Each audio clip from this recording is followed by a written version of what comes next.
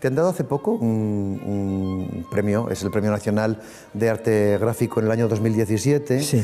Porque, según emitió el primer jurado, llevas toda la carga de calidad de tu obra pictórica al mundo gráfico. Bueno, pues sí. Bueno, pues si lo dicen ellos tendrán razón, claro. Pero bueno, sí, yo estoy encantado además de haber recibido ese premio. Pero te dieron aquí en Aragón te dimos el premio Aragón también. Goya de grabado en el año 2003. Es verdad, sí.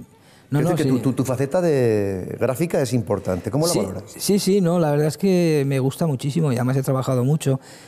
Y sobre todo lo que a mí me gusta dejar claro es que la faceta de arte gráfico, la verdad es una colaboración con un profesional, con un grabador, con un serígrafo o con un litógrafo que realmente hace, yo creo que más de la mitad del trabajo, porque ellos encuentran los recursos, las técnicas necesarias y el procedimiento que hace falta seguir, y eso lo hacen muy bien y son muy profesionales, y yo siempre me he llevado muy bien con ellos.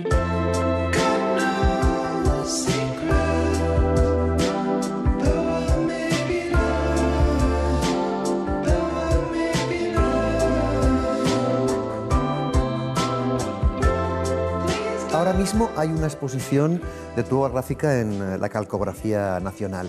¿Qué puede encontrar el visitante que quiera acceder a esta exposición?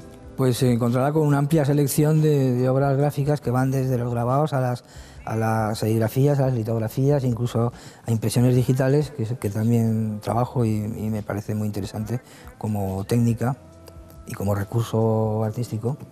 Y bueno, pues eso encontrará.